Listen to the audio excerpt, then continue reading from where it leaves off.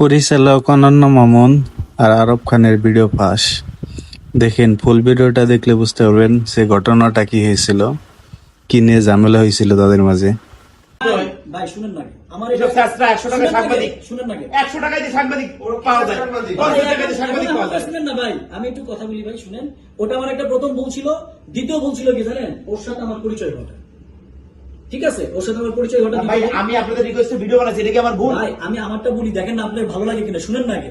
আমার একটা সেকেন্ড ভুল ছিল ওর সাথে আমার পরিচয় ঘটা। ঠিক আছে, ও কি হয়েছে, ও একটা বাটপাড়ি করছে, আর সিবলি মিলে বাংলাদেশের কত প্রায় মান সম্মান যা ছিল সবটা ভিতরে ঢুকে দিছে। কাউন্সিলিং এখনো কোনো প্রোগ্রাম করতে গেলে পারমিশন দেয় না, একজনের টাকা দেয়নি, ফলস টিকিট দিছে, সবকিছু করছে, পুরো বাংলাদেশ জানে। ও প্রোগ্রাম করতে পারেনি, অপু বিশ্বাসের নিয়ে আসছে স্পাইস হাউস থেকে, ওখানেও গেছি, আমাদের স্পন্সর দিয়ে কথা বলে রুবি আমাদের ডুবাইছে। এখন কি হয়েছে, এত বড় একটা প্রোগ্রাম হয়েছে, ওটার সহ্য হচ্ছে না। অনন্য মামুন ওমানে জেল কাটছে, ওমর নামন আমার কাউন্টার, ওকে গোনা যাবে। ওকে গোনা কেন? আমার যদি পৃথিবীও চলে যায়, তোমার মতো ছিল আমি গোনা দিন, আজকে বলে গেলাম। পৃথিবী যদি ডুবে যায়, আমাকে ভিক্ষা করে খাইতে হয়, বিকজ আমি অনেস্ট, মাথায় রেখে এটা।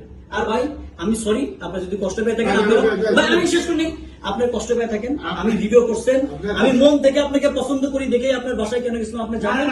আর আপনাকে আমি রিকোয়েস্ট করে ভিডিও বানাইছি, আমি রিকোয়েস্ট করে আপনাকে ভিডিও বানাইছি।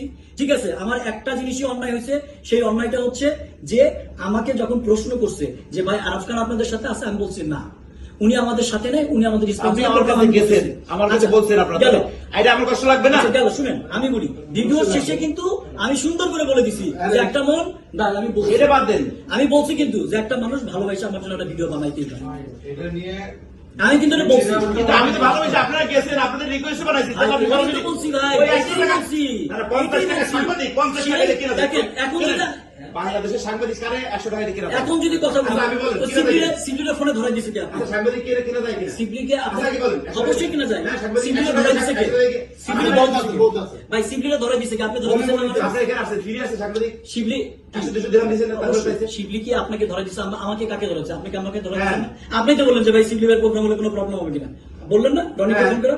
আমি কি বলছি ভাই, প্রোগ্রাম 100টা হতে পারে, এত বড় একটা জায়গায় 200 মানুষ আর 100টা প্রোগ্রাম হবে, কি problem? আমি চাই বাঙালিরা কমিউনিটি এখানে সবাই মিলে মিশে অনুষ্ঠান করুক, যে সাপোর্ট লাগবে করবো এখানে বসে। আমি কোন অনুষ্ঠানে যাই না, হাজার হাজার অনুষ্ঠানে দাওয়াত দেয়, আমি কোন আর এই অনুষ্ঠানে যে যাই না।